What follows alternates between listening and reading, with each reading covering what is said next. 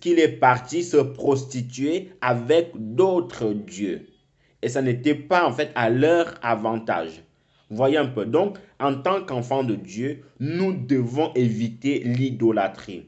Mais très souvent, ce qu'on ignore, c'est que l'idolâtrie principale sont les idoles, en fait. C'est les bouts de bois, le métal fondu, les images de Marie, ainsi de suite, ainsi de suite. Mais l'autre forme d'idolâtrie, en fait, que nous oublions souvent, c'est quand on commence à apprécier quelque chose plus que le Seigneur.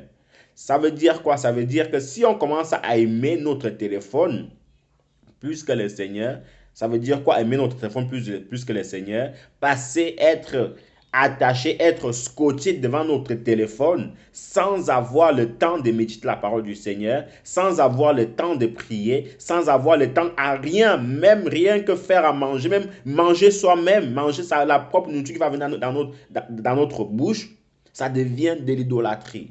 Quand on commence à aimer un objet, que ce soit même la voiture, notre maison, nos enfants, toutes ces choses-là, ça devient de l'idolâtrie. Voyez un peu. Et le Seigneur n'aime pas ce genre de choses. Après, bien évidemment, on ne dit pas qu'il ne faut pas avoir une voiture, avoir un téléphone ou être connecté sur un téléphone, envoyer des messages. Non, ce n'est pas ce qu'on dit. Ce qu'on dit juste, c'est que quand on commence à aimer toutes ces choses, à passer du temps, quasiment des journées entières, scotché là-dedans, jusqu'à laisser brûler les marmites, jusqu'à s'oublier soi-même, jusqu'à à louper des rendez-vous. Là, mon frère, ma soeur, ce n'est plus bon du tout. Voyez un peu. Maintenant, nous allons un tout petit peu descendre le verset 11 au verset 18, par la grâce de Dieu. Le Seigneur nous dit, ne commets pas de vol, ne mens pas. Ne trompe pas les autres Israélites, ne prononce pas de faux serments en te servant de mon nom. En faisant cela, tu déshonorerais qui je suis le Seigneur ton Dieu. Mon frère, ma soeur, premièrement, le vol est interdit par le Seigneur. Le vol est interdit par le Seigneur.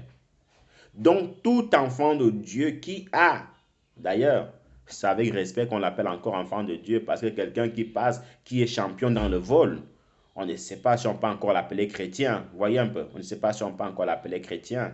Maintenant, s'il arrive pour une raison X ou Y, voilà, ça arrive et que tu te répands, que tu reviennes à la voie du Seigneur et que tu détestes ce que tu as fait, là, ça va encore. Mais si c'est dans nos gènes, le vol, que ça ne nous dit même plus rien quand on vole, là, il y a un véritable problème. Et là, on commence à s'écarter de la voie du Seigneur.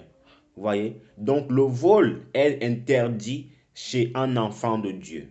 Et le Seigneur nous dit encore, tu ne prononceras point de faux serments en te servant de mon nom. Vous savez, quand on était vraiment tout petit, qu'est-ce qu'on faisait? Sachant que les gens avaient beaucoup plus tendance à croire en nous quand on prononçait le nom de l'Éternel. Du coup, qu'est-ce qui s'est passé? Quand on mentait, on disait au nom de Dieu. Voyez un peu. On disait au nom de Dieu. En fait, ça devenait comme un refrain, comme une chanson. Et permettez-moi d'ouvrir cette parenthèse-là, il y a un courant religieux. Pour eux, c'est la routine en fait. Quelqu'un ment, il dit au nom de Dieu. Quelqu'un vole, il dit au nom de Dieu. Et ainsi de suite, ainsi de suite. Le Seigneur est en train de nous faire comprendre ici que nous ne devons pas utiliser le nom du Seigneur en vain. Et beaucoup, en fait, malheureusement, en profitent. Et ce n'est pas bon. D'ailleurs, la Bible dit dans les 10 commandements que tu ne prononceras point mon nom en vain. Tu ne le prendras point en vain. En vain, ça veut dire quoi? Ça veut dire que tu mens, tu dis au nom de Dieu, que tu fasses des choses en fait qui n'honorent pas le Seigneur, tu dis au nom de Dieu. Et toutes ces choses-là, mon frère, ma soeur, nous rendrons des comptes au Seigneur pour ces mauvaises attitudes-là.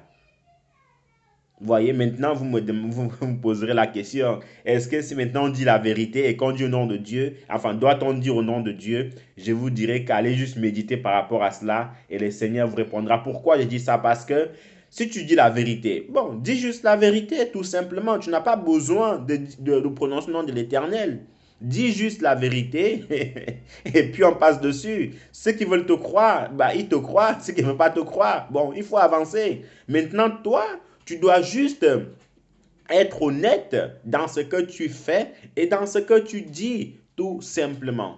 Voyez un peu. Mais prononce nom d'Éternel matin, midi, soir comme ça, non. Dieu n'est pas ton copain, Dieu n'est pas ton ami, vous n'avez pas fait le lycée ensemble, vous n'avez pas vendu des macabos ensemble, non, non. Dieu, c'est Dieu, c'est ton créateur. Voyez, c'est ton créateur. Donc, et ton créateur, on doit le craindre. Notre créateur, on doit révérer son nom avec révérence, tout simplement.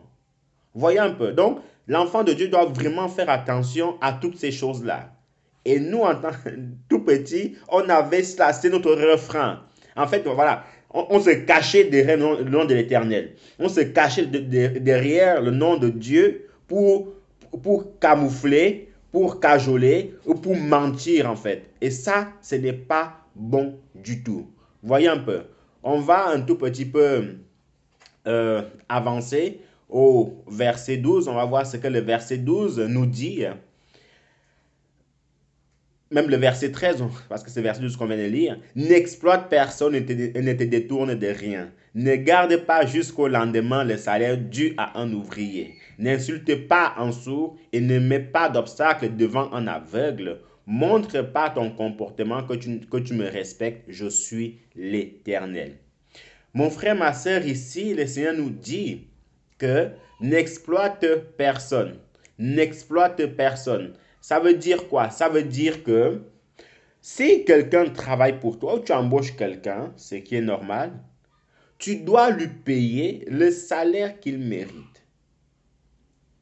Tu ne dois pas faire que tu emploies quelqu'un, vous convenez d'un salaire de peut-être de 10 euros ou de 100 000 francs par mois, et qu'à à la fin du mois ou à la fin de la journée, au lieu de 10 euros, tu donnes en fait 5 euros sous prétexte que vous êtes frères dans le Seigneur, il comprendra. Ou tu lui donnes, au lieu de 100 000 francs, tu donnes 50 000 sous prétexte que vous êtes frères et puis il va comprendre. Ah bon, il va comprendre. Mais pourquoi tu ne comprends pas aussi qu'il faut payer, il faut être honnête dans les affaires? Voyez un peu. Nous devons exploiter personne dans les affaires. On a conclu un salaire avec quelqu'un, on a conclu une affaire avec quelqu'un, il faut lui remettre ce qui lui est dû tout simplement. N'exploite personne et ne détourne rien. Oui, le détournement. Vous savez, il y a plusieurs pays, il y a plusieurs continents, quasiment dans tout.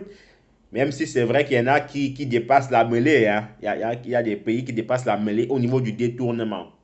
C'est-à-dire le peuple souffre, le peuple est écrasé, alors une seule personne détourne, bon, avant c'est des millions, maintenant ce sont des milliards. Voyez? Donc on a élevé le niveau, on dirait que c'est la concurrence en fait du détournement. Un détourne 1 milliard, l'autre dit que non, non, non, non, non, non.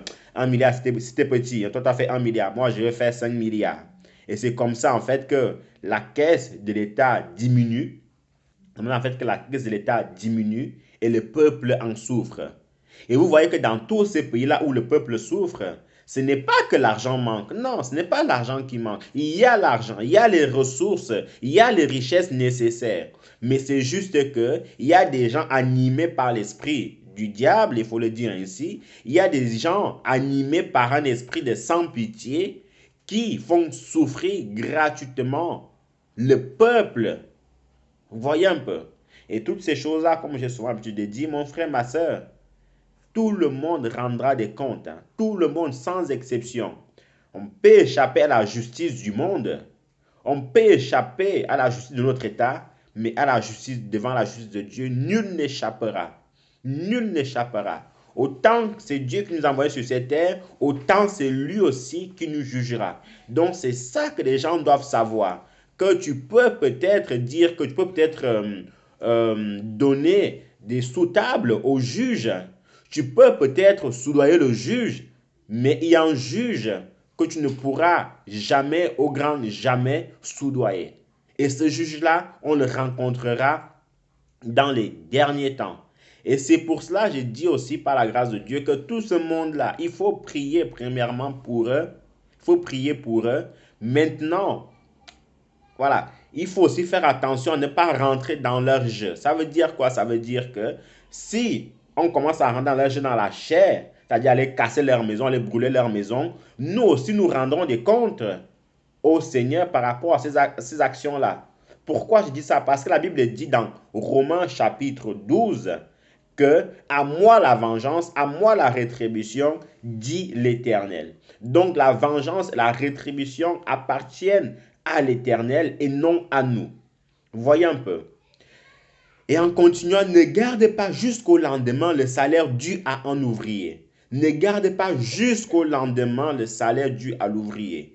Mon frère, ma soeur, tu embauches quelqu'un, hein, tu embauches quelqu'un. Et vous convenez que tu dois payer le premier du mois. Voilà le premier du mois qui passe, il n'y a pas l'argent. Le 5 du mois passe, il n'y a pas l'argent. Ah bon, donc lui n'a pas de facture à payer alors. Il n'a pas de loyer, il n'a pas d'enfant à nourrir, il n'a pas d'assurance à payer, il n'a rien. Vous voyez? Donc ce n'est pas bon pour un enfant de Dieu qui peut-être est chef d'entreprise ou embaucher quelqu'un, ce n'est pas bon. Dès que le temps arrive pour payer son salaire, il faut payer son salaire. Je me souviens à l'époque, j'avais un chef très très spécialiste dans cela. Qu'est-ce que le gars il faisait? On devait être payé, disons, le 5. Et du coup, en fait, c'est le 5 qu'il a envoyé les fiches de paye. Normalement, quand tu envoies en fait la fiche de paye, tu devrais déjà envoyer le salaire, parce que la fiche de paye sert juste en fait pour les trucs administratifs, hein, si jamais tu fais une démarche administrative. Mais le salaire en lui-même, il devrait déjà être envoyé. Mais qu'est-ce que lui faisait? Il envoyait la fiche de paye à partir du nord, à partir de Gravelines. Le frère Prosper connaît certainement cette ville-là, Gravelines, vers Arras là-bas, Gravelines, près de Lille. Donc, il envoie la fiche de paye à partir de là-bas et le courrier prenait maximum 3 jours, si ce n'est un jour parfois. Et ce courrier-là, en fait, arrivait le soir. Moi, je devais rentrer du travail le soir. Donc, le temps que il fallait encore avoir la force, tant que tu rentres du travail à 20 heures, que tu quittes encore chez toi pour aller déposer la fiche de paye pour aller déposer les chèques à la banque pour que le banquier encaisse, il y a déjà quasiment entre 2 à 3 jours de retard. Maintenant, si tu as convenu qu'avec ton bailleur, tu dois payer le premier du mois, comment tu fais? Si tu as peut-être un crédit et que le banquier lui passe tous les premiers du mois et que ta paye ton salaire en fait a eu 3 jours de retard, comment tu fais? Ce sont un stress inutile, enfin c'est un stress inutile que le patron te crée. C'est un stress inutile. Et vous savez aujourd'hui, si le banquier lui passe, que ce soit pour le loyer, pour le crédit que tu as peut-être pris et qu'il n'y a pas l'argent, ben, il risque d'y avoir des intérêts. Des intérêts que tu dois payer. Pourquoi? Parce qu'il y a quelqu'un malhonnête, mal intentionné, qui voulait profiter de quelques fluctuations de l'argent qui est dans son compte en banque. Parce qu'en fait, c'est ça en réalité. Ces personnes-là, en fait, qui ne te payent pas ou qui ont du retard, je parle bien du retard en fait répété, hein, parce qu'il peut arriver pour une raison X, Y que ta paie n'arrive pas le jour même. Mais quand c'est quotidien, quand c'est vraiment en fait une habitude, ce sont des personnes qui sont mal intentionnées, qui sont malhonnêtes, il faut le dire ainsi, qui laissent tourner l'argent dans leur compte en banque et ça rapporte des petits intérêts. Parfois même de rien du tout. Donc, mon frère, ma soeur, en tant que chrétien, si nous sommes chefs d'entreprise, si nous sommes gérants ou patrons, nous devons payer les ouvriers à l'heure convenue parce que eux aussi, ils ont des choses à payer. Eux aussi, si on peut le dire comme ça, ils sont aussi chefs d'entreprise quelque part. Ils doivent payer le bailleur, ils doivent payer la scolarité de leurs enfants, ils doivent payer le banquier s'il y a eu un crédit, ainsi de suite, ainsi de suite. Donc, on ne doit pas retenir le salaire de l'ouvrier au lendemain. Bon, Dieu merci, pour ceux qui sont en Europe, ils arrivent comme à avoir 1 ou 2 jours. Il y a des pays, ce sont des années. On dirait qu'on travaille gratuitement là-bas. Vous voyez? Et non seulement gratuitement, mais qu'est-ce qui se passe souvent, c'est que chaque mois, tu dois prendre soit le taxi,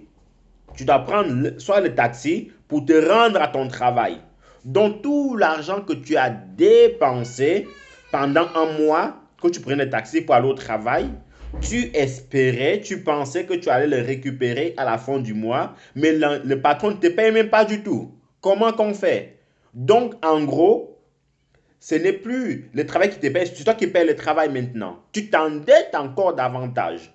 Et ça, mon frère, ma soeur, tu fais ça à quelqu'un, un père de famille, à une mère de famille, à une veuve, à un veuf, c'est terrible devant le Seigneur. C'est terrible de retenir le salaire de quelqu'un. Pire encore, de ne pas lui payer. Pire, de ne pas payer. Il y a des personnes aujourd'hui qui sont 10 ans, 5 ans, 2 ans sans salaire. Ils travaillent comme ça. Et ça, mon frère, ma soeur, devant le Seigneur, ça va chauffer. Tous ceux qui font ça, ça va chauffer devant le Seigneur. Et pire encore, ce n'est même pas l'argent qui manque, c'est le mauvais cœur. C'est le mauvais cœur, c'est le mauvais cœur à l'extrême. C'est à l'extrême de faire ce genre de choses. Comment les gens font pour manger? Comment qu'on fait? Vous voyez, comment qu'on fait quand c'est comme ça? Et eux, ils sont assis, hein, tranquilles, ils ont leur café. Mieux encore, ils ont leur café. Au moins, ils boivent le café. Ils ont leur café, ils ont leur déjeuner, leurs enfants vont à l'école, ils ont des belles voitures, de grosses voitures, et ainsi de suite, et ainsi de suite. Alors que tu es en train de travailler pour eux, ils ne te payent même pas ce qu'ils te doivent. Mon frère, ma soeur, c'est terrible. Ça ne doit même pas s'entendre dans la tête ou dans la vie d'un enfant de Dieu. Que tu peux, que quelqu'un travaille pour toi et que tu ne le payes pas.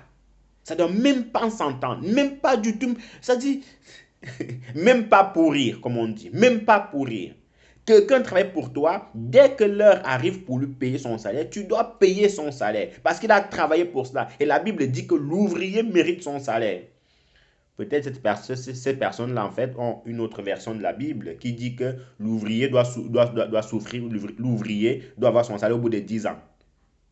Voyez un peu. Et ça, ce n'est pas bon du tout. Et aussi, mon frère, ma soeur, une chose aussi très importante par rapport à ces versets, ça peut aussi, ce qui va nous concerne aussi. C'est-à-dire quoi? Ça dit, on doit de l'argent à quelqu'un, très important, mon frère.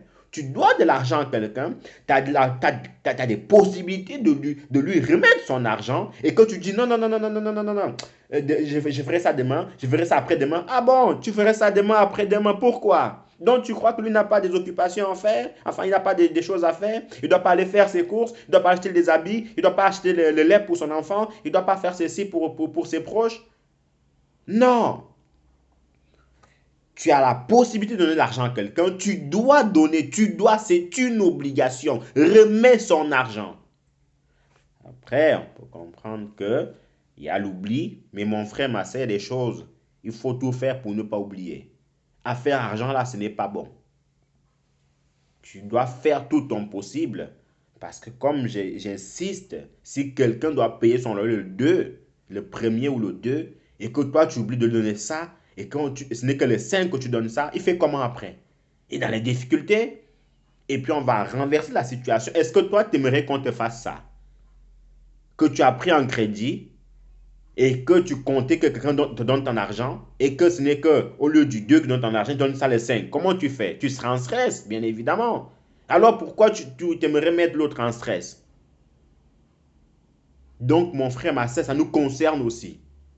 On doit de l'argent à quelqu'un, on a la possibilité de donner son argent, de lui rembourser son argent, il faut le faire. Il faut, c'est une obligation. Sinon, devant le Seigneur, nous aurons aussi des comptes à rendre. Parce que le Seigneur va nous mettre devant notre situation en disant que tu vois tel, il avait ceci, il avait cela, mais à cause de toi, il a été embêté, il a été entêté à cause de ton oubli, à cause de ta négligence. Donc, ce n'est pas bon du tout. Parce qu'autant qu'on critique les autres, autant nous aussi, nous devons vraiment faire attention pour ne pas répéter la même chose qu'eux aussi font. Donc, nous continuons. N'insultez pas un sourd et n'aimez pas d'obstacle devant un aveugle. Mon frère, ma soeur, surtout nous, enfin nos enfants qui sont connectés là en cette matinée, voyez-vous, pourquoi j'insiste beaucoup sur le niveau des enfants? Parce que les enfants avec les mauvaises compagnies, quand ils voient une personne handicapée, ils voient une personne en fait qui se porte mal, ils ont tendance en fait, à se moquer de la personne. Ou à se dire, ah, il n'arrive pas à voir, regarde comme il est, on va mettre un caillou devant lui pour qu'il tombe. Non. Il y a des catégories de personnes, il ne faut même pas s'amuser avec elles. Et les sourds et les aveugles en font partie. Parce que ce sont des personnes qui sont ils ont un handicap. Ils ne sont pas allés payer ça. Vous voyez? Ils ne sont pas dit, un handicap vient chez moi ou esprit de sourdité vient chez moi. Non. Ce sont des choses qui sont venues en eux et ils se battent pour s'en sortir. Donc, mettre un obstacle devant l'aveugle, mon frère, ma soeur, ou les enfants connectés en cette matinée, ce n'est pas bon du tout. Et si vous voyez vos camarades ou vos amis qui vous incitent à faire ce genre de choses, dites non, moi je ne veux pas faire ce genre de choses. Et défendez s'il le faut l'aveugle. Vous voyez? Parce que déjà quand on les voit marcher avec leur canne ou avec leur chien, on se dit, mais Seigneur, comment ils font pour s'en sortir? Ils doivent aller faire les courses. Comment ils font? Surtout les pays où il y a les feux rouges, il y a les voitures qui roulent à toute vitesse. Comment ils font pour détecter un feu rouge, pour détecter un feu vert? Comment ils font? C'est une difficulté atroce. Et toi, tu mets encore un caillou devant lui, tu mets encore un obstacle devant lui. Mon frère, ma soeur, ce n'est pas bon du tout. Ce sont même des personnes, si nous voulons aussi en fait la faveur du Seigneur, on voit un aveugle autant qu'on peut, on tient par la main et puis on l'aide à traverser la route. On l'aide à traverser la route. C'est très important d'aider ces genres de personnes. Et c'est là aussi qu'on reconnaîtra qu'on est enfant de Dieu. À l'époque, en 2000, peut-être en 2016 et tout ça, euh, j'ai rentré du travail. Et puis, sur la route, je vois une femme qui était en train de tâtonner, en train de chercher le. Vous savez comment les aveugles marchent en fait, hein? Ils tâtonnent parfois, ils regardent s'il y a un obstacle devant eux et tout ça. Je m'arrête, je me dis, mais cette femme-ci, est-ce qu'elle va vraiment bien et tout ça? Je m'approche encore, mais en fait, elle était aveugle. Il était question de traverser le feu. Bon, je me dis, bon, qu'est-ce que j'ai fait maintenant? Bah, le Seigneur m'a dit, bah, prends sa main, aide-la à traverser. Le feu était rouge. Prends sa main, aide-la à traverser la route. Et quand le feu est passé au vert, je l'ai tenu par la main. Je l'ai tenu par la main. Non, c'est en 2013. Pardon, en 2013. J'ai tenu par la main. Et pendant qu'on traversait, il y avait des voitures qui étaient arrêtées. Ben, les personnes croyaient que on était ensemble. On était en couple. Un jeune homme avec une femme une cinquantaine d'années. Vous voyez? Donc, peu importe ce que les gens vont dire, nous, on doit faire ce que le Seigneur nous recommande de faire. On doit faire ce que le Seigneur nous recommande de faire. N'ayons pas peur, n'ayons pas honte en disant que c'est un aveugle. Non, non, non. Faisons ce que le Seigneur nous recommande de faire. Et nous poursuivons. Montre par ton comportement